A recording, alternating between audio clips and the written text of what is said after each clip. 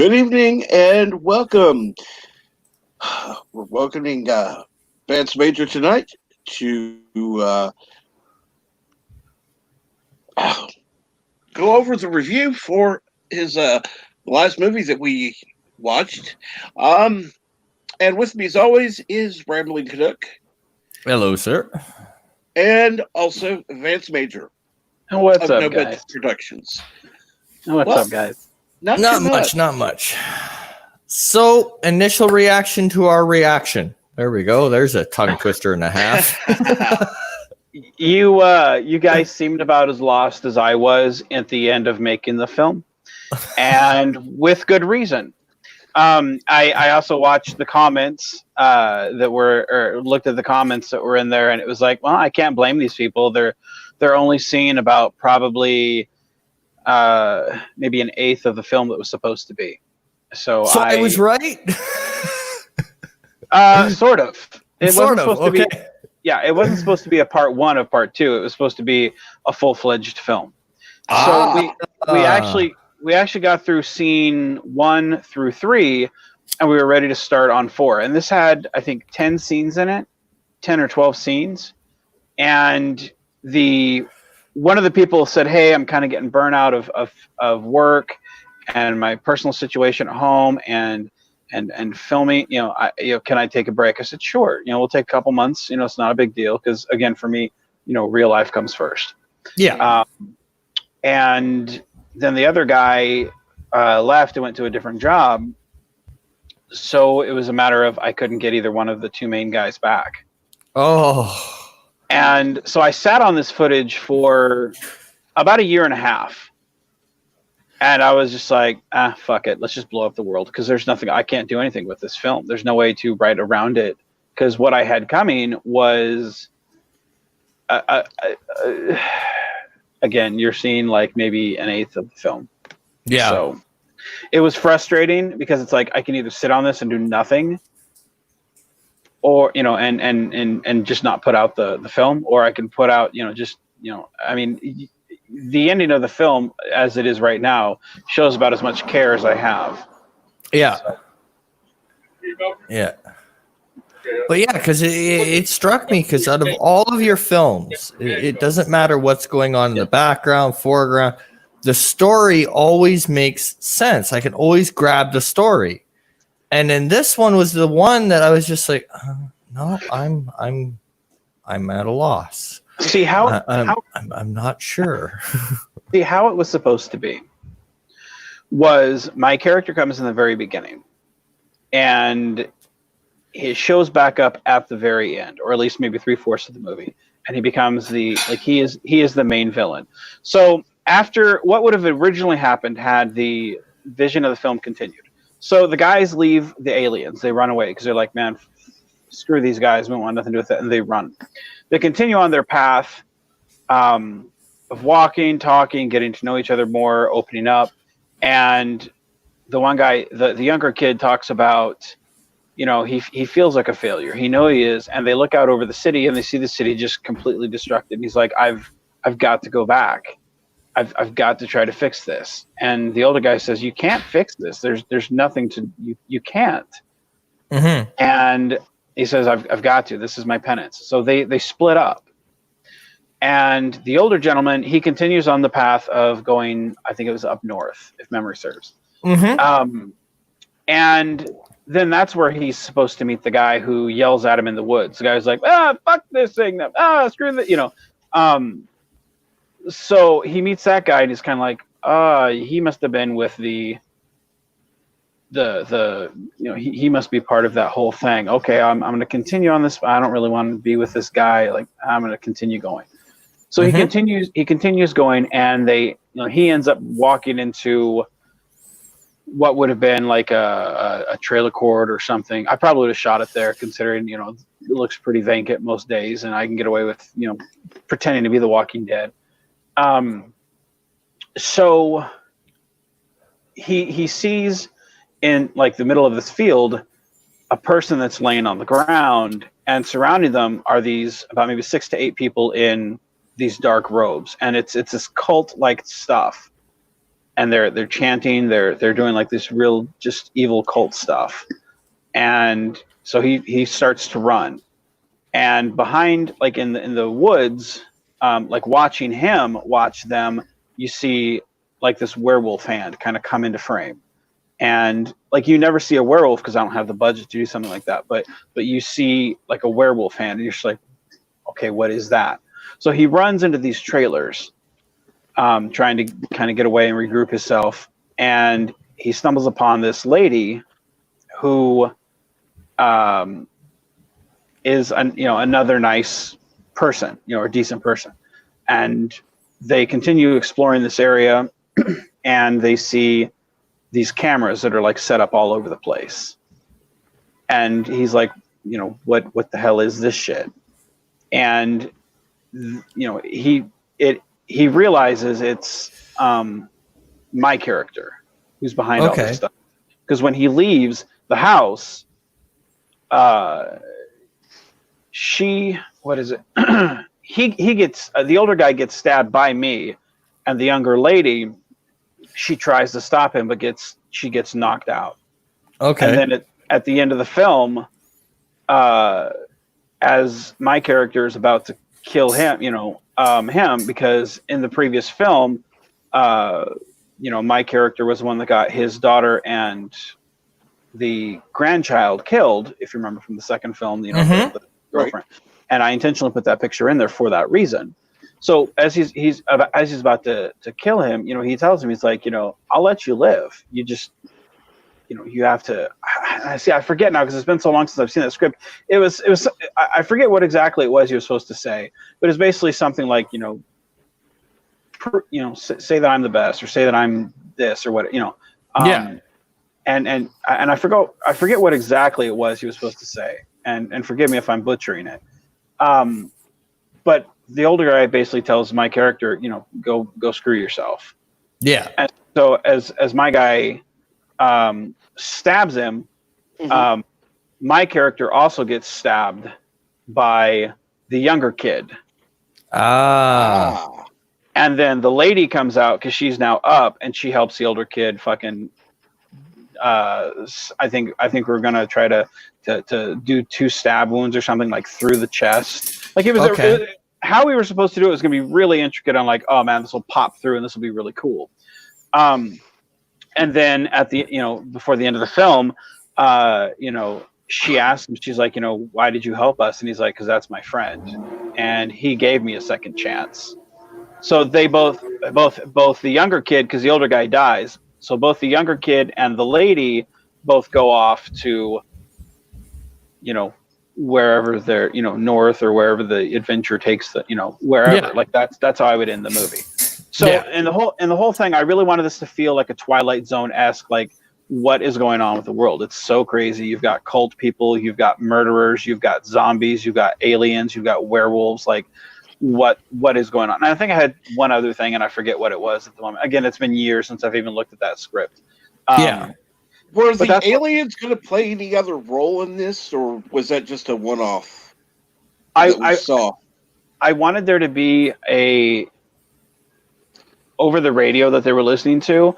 I wanted there to be like transmissions of like the zombie disease is extraterrestrial, or it's something that came from a comet, or something from space, like something that we brought down from the space. So it was supposed to be implied that the aliens are here because they're the ones that caused this. Like they don't, like we're nothing but cattle to them. They don't care about it. Like they're just fucking with us.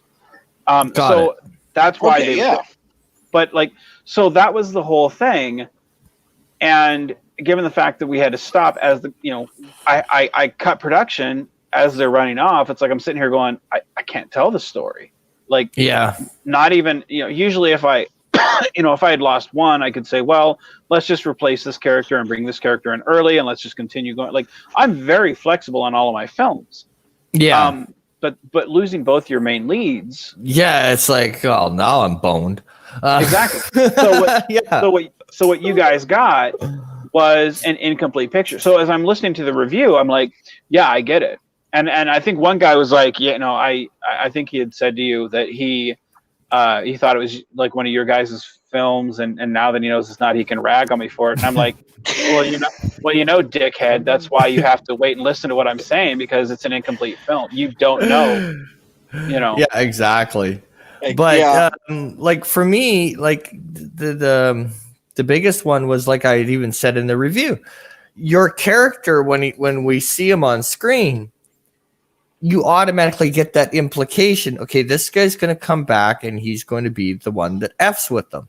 Yeah, because you get that implementation, so you're anticipating it throughout the rest of the film, and then he's not there, and it's like, what happened? Yeah, what's the whole point? Why did Vance? Big bad?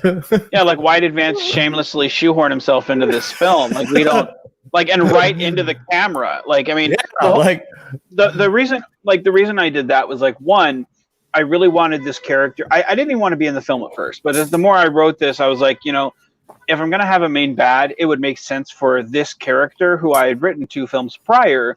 One, it would connect it to the other films. 2, that character's journey in the beginning of a sympathetic character who you feel for, to then going to a guy who slowly delves into madness. This would be the final step to that. There's no redemption for this guy, so he's going balls to the wall. Screw it, let's do this. So that's really, I had the idea to play.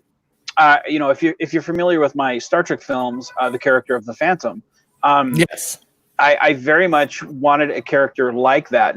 I wouldn't play him that way, but I very much wanted a character like that, a character who he doesn't feel sympathy for you. He doesn't care. All he cares about is his, instant gratification of whatever's in that moment. And if you're not a part of that, you're gone. Oh. So, as I'm standing there looking closely into the, almost into the camera, that was my nod to the other films, even because this was a step out of doing, the Blair Witch type, so that was my throwback to those type of films. Be like, haha, wink, wink. Those who know. But again, given the fact that I couldn't complete the film, it was just like, I partially felt this was a waste of time. But the thing is, like, the people who were zombies in the film, this was the first time I had done my own makeup effects. Yeah, and it looked good. Thank you. That looked good. Thank you. I would have gone with older clothes, but other than that, they looked good. Well, the whole point. I mean, again, when you're working on, in a perfect world, you're like, oh, we need to age this up. We need to go get this. Let's go down to Goodwill and find something that looks. But usually, when you're working on budgeted films like this, you basically have to ask people, hey, what do you have that we can use? Or, hey, we can't dirty these clothes. You got old raggy clothes by any chance? No, wife throws them out. Ah, darn it. Yeah, pretty much. Yeah. Yeah. It's kind of like my brother. Let me keep shite like that. Oh, darn. Right. It's kind of like my brother Pete. When I ask him, I'm like, hey man, I need you to play the Martinez character. You want to come on down and shoot, for my Star Trek stuff. He's like, sure. And I'm like, wear black slacks if you can. And he's like, I've got purple. Does that work? And I'm like, yep, that's fine. We're shooting him from the waist up. Yeah. So you try. Well, I mean, the whole shot was him walking down a hill, so you see the whole body in front. So it's one of those things where it's like, maybe this is, casual Friday on the Starship or something. Casual Friday. Yeah. So he's allergic to black, so they had to give him purple. Right. He's allergic to black. Don't ask. Don't ask. I am curious. I'm sure we're not the only ones who've watched this and asked questions about it. Have you ever had anybody, make suggestions or, ask why you didn't do a certain thing or whatever? Not yes and no. On the yes, first off, let's delve with the no's. Okay. The no's, the people who don't give that type of criticism understand, because I am very I post a lot on on Facebook. Mm-hmm. So I'm always posting, hey, this is what we're doing this day. This is what we're doing this day. So they're usually apprised of like what's going on in the situation. So they never have to say, well, hey, Vance, you should do this, or you should do this way, or you should, like, they're usually apprised of, like, like take the clothes instance for instance. Like they usually understand. Hey, he's working with, people from his work. Yeah. The people that don't. Hold on, just 1 second, guys. Yes. How you doing today? I'm doing fine. What's up? I just wanted to say hi. How you? I'm doing wonderful. Oh, I will sorry. chat with you later on tonight. Okay, buddy? Yep. All right. The people who give the type of criticisms of, again, not picking on you, Right. but like the clothes thing. Those people who say, well, hey, that Starfleet officer is in blue jeans, and I'm like, well, that's because I couldn't get it out of the shot, or it's a slip up, like it's or like it was mentioned for this film, like older clothes. It's one of those things where usually the people who make the harsher comments are the ones who don't have all the facts, and Right. Yeah.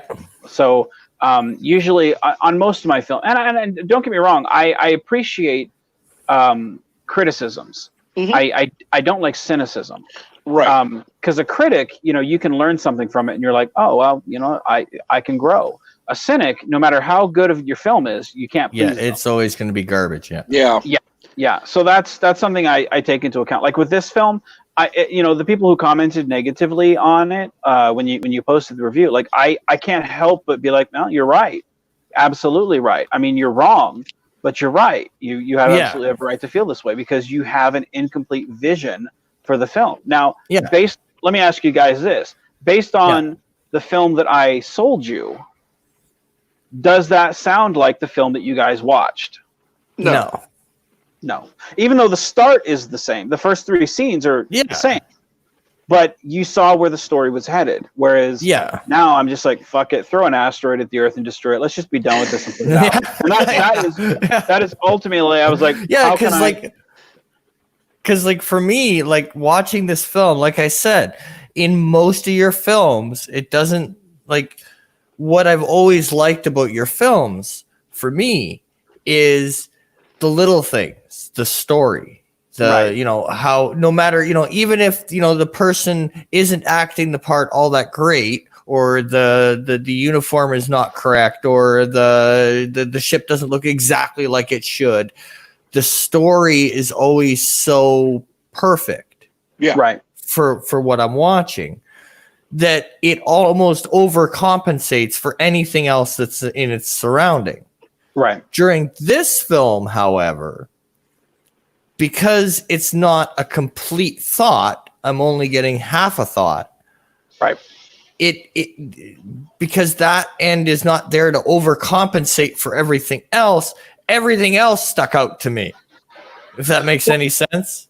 No, absolutely. And the thing is, again, like, you guys weren't wrong in going, it's not his best work. I was like, that's putting it mildly, because like the thing is, like, when I watch the film, like there's things about it that I really enjoy. I love the makeup on it. I think we did really well, especially when the 2 zombies are walking by and the one lady's like in a wedding dress. And she's got all those, especially on her toes. I love the choice of black and white aesthetic. Well, see, that was done for 2 reasons. One, I've always felt that a zombie film should be watched in the dark, and it should be more than just jump scares. It should be psychological. So the black and white aesthetic helps that. It draws you in more, and it's something you can watch in the dark, and you get, you can tune everything else out in the world. You're focused in on that, And 2, on the makeup that I did, it especially I would urge anyone, go back to the rise up shot I have of the lady in the wedding dress. Just the way her toes look, that's really disgusting looking. The gash on her head, I'm extremely proud of that, because I mean that was a really good makeup job. Now, I'm not professional in any way. This was my first time doing something like that, but it was those things right there, and I feel like the 2 leads did really well on feeling like they connected. And I understood your criticism of, man, they just kind of they just kind of felt like old chums, just chummy right off the. But right off the bat, yeah. But my take on it is, and again, this is one of those things where it's like it's open for interpretation, and everyone has the opinion. My feeling is like when you have nobody or you're scared to death, you could approach it from the I don't trust you, but everybody takes that route. So what would be the opposite of that? Well, maybe I need a friend. Let's talk.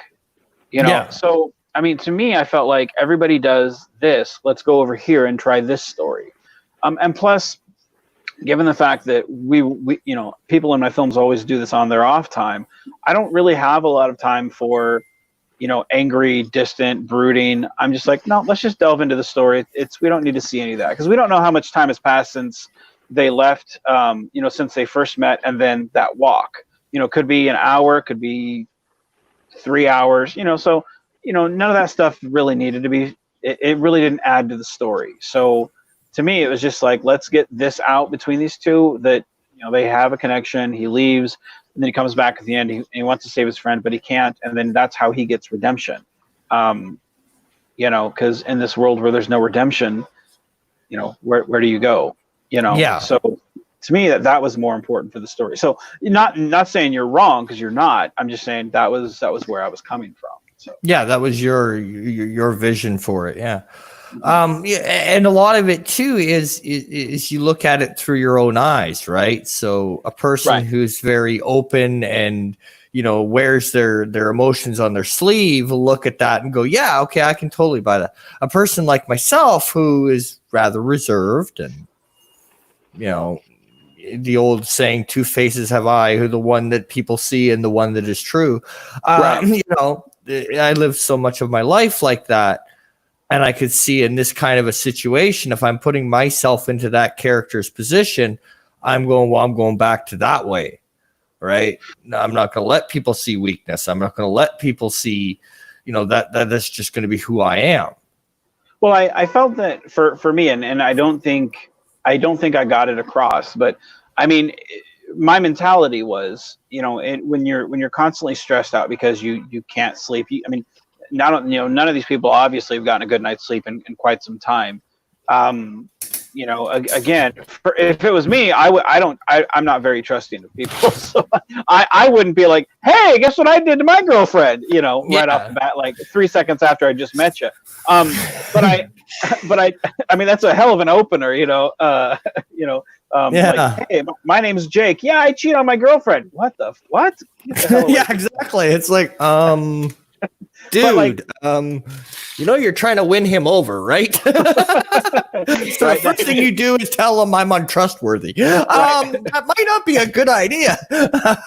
Nothing says trust me like I'm a cheater. Right. Yeah, you might be putting the cart before the horse. You might want to get that horse before the cart. And welcome, Trey. Welcome. So yeah, the for me it was more important to get those elements out of the film, to have the whole, like, I don't really trust you. Like, to me, it's just like, some people are just going to be past that at this point, because it's like, look, you can either not trust each other and die, or you can only trust people and in this crazy world. Because to me, it's like, it was more interesting to look at the world around them and just continuously scratch your head and go, what? Rather than these two people are stink eyeing each other for 10 minutes, and to me it's like, that's not very interesting. There is something, and I can relate in some way, because I've been it was a canoe accident actually, and I was stuck on a tree with somebody I didn't really care for, and all of a sudden we kind of bonded, and it's like, we got to figure a way out of this now. I understand that quick bonding on thinking it through, because that makes sense.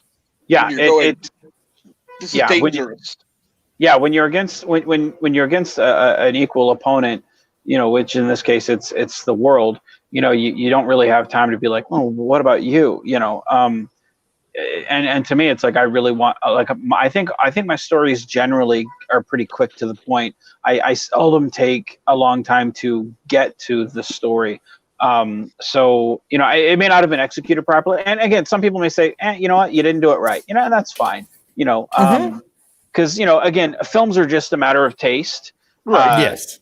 To me, I think anyone that looks at the bigger picture and see what I was trying to do, and then the limitations of like, well, you lost both your main leads. One avenue I was going to do was I was going to have, I had really considered having somebody in a ditch, and then you see 2 feet run past, and then them kind of look up and be like, what? Like they're kind of dazed and confused, and then kind of reach out to, the people who just ran past, which obviously would be, the older gentleman and the younger guy. But then I thought, but now we have a third of the way into our film, a brand new character that there's no payoff for this because I won't get the other guys back. There's no other footage to use, and I'm pretty good at using all of my footage. Nothing really goes on the cutting room floor in my films. So there just was no way to pay it off because it would have been no problem to bring this character in. But then what do we do? And to me, it was more than just I want to show a cult. I want to show a werewolf fan. I want to show me being a dickhead. Because I have a scene that I could not put into this film of this guy getting tortured in a garage, and then he gets smacked with a crowbar in his head. I mean, it's a torture scene. It's like 30 seconds long, but it was beautifully shot and it's wonderfully done. I can't use it because there's just no way for context here. Right. Yeah. So, and it was going to be one of those scenes that when they're in the trailer, they're looking at cameras and they're like, what is this? That was going to be one of the things they were looking at to just show how down the rabbit hole we've gone.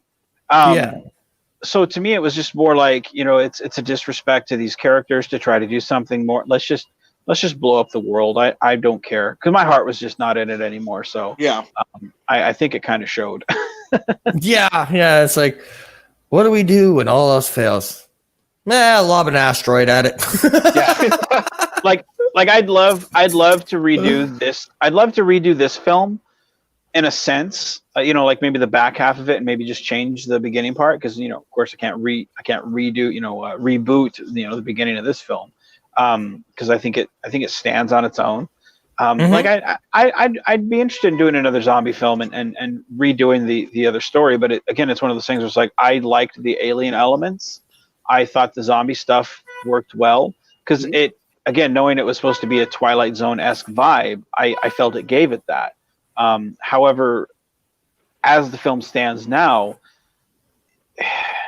it's not a great film because it's not complete, Yeah, but like I said, my biggest hang up with this one was, like I said in the review, in most of your films, what keeps me engaged, no matter what's going on or what flaw I may see, what overshadows that is the story.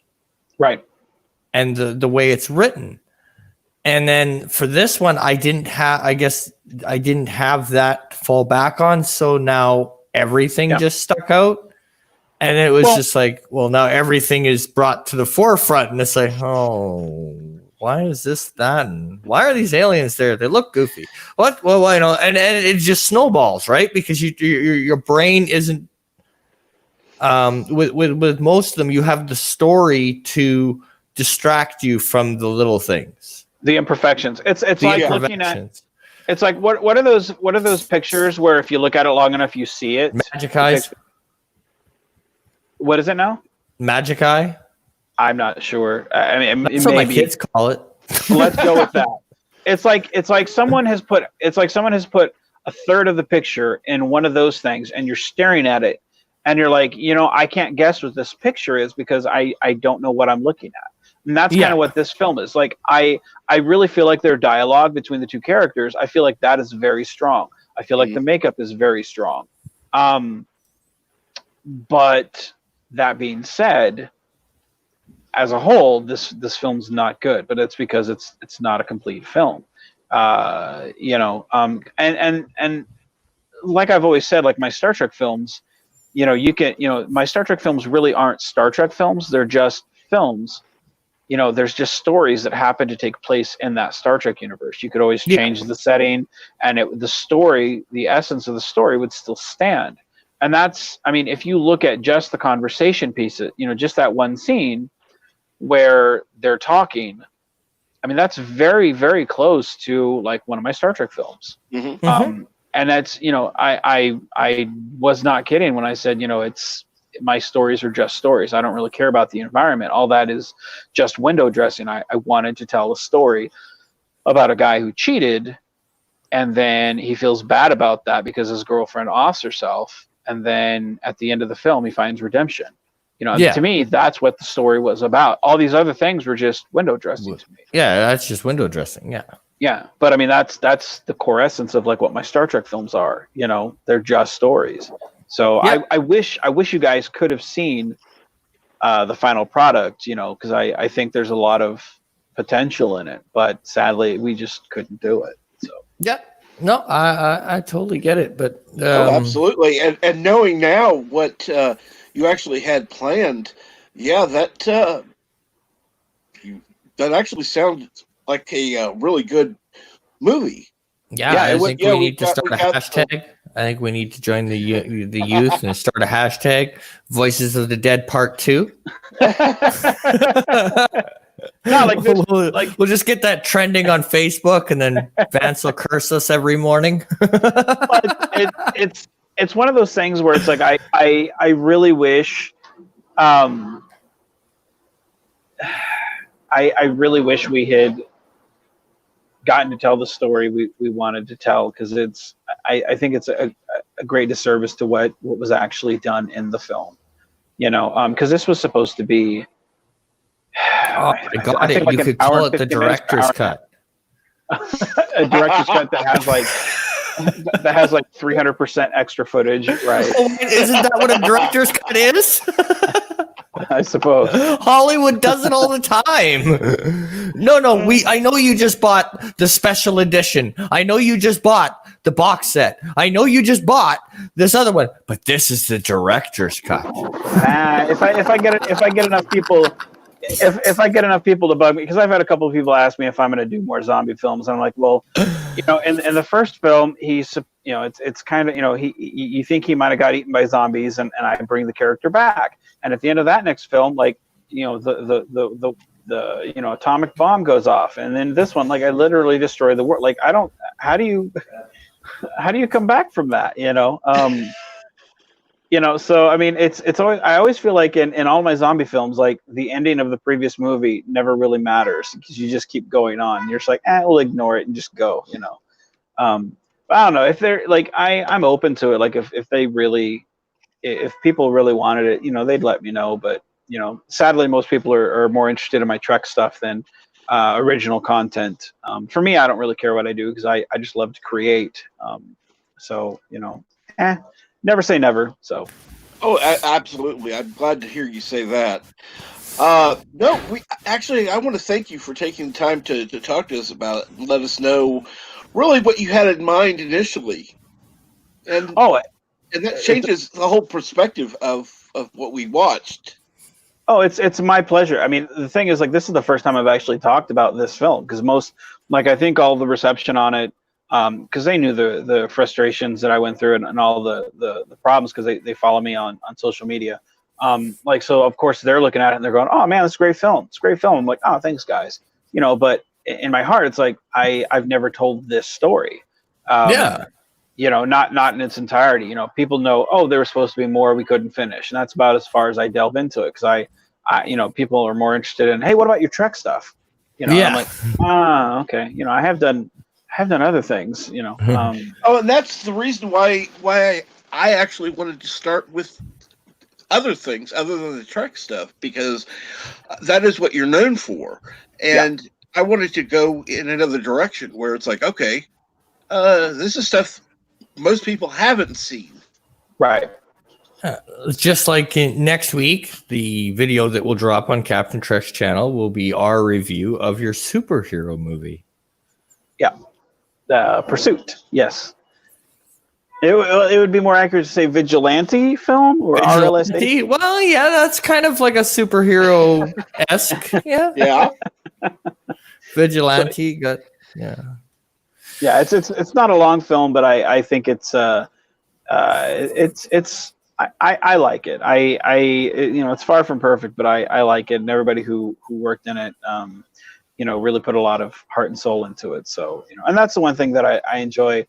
I think the reason why I kind of give Voice of the Dead a free pass, even knowing that, hey, this isn't the greatest film, is because I know the people behind, they were really rooting for this project because they knew, hey, this is the first big film we're going to do. And then I wasn't able, like, I feel like I let them down. And I know that, I know they would never say that. Maybe it's just my own disappointment and, that we couldn't finish it. But, like, it just would have been nice. It just would have been nice, and because they put a lot of heart and soul into it, and they put a lot of their all into it, and that's something I think you'll see next week with Pursuit is, there's a lot of heart, into that one. So. Okay.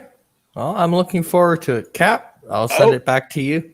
Yeah, I want to thank everyone in the chat for joining us. I do want to thank Vance again for coming and explaining all the things about our review and what we didn't know when we watched it. And quite honestly, I'm glad we didn't know, because I think that would have affected our how we viewed it.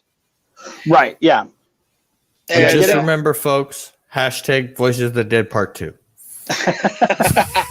No, and that was one of the reasons why I was looking forward to discussing this with you guys tonight.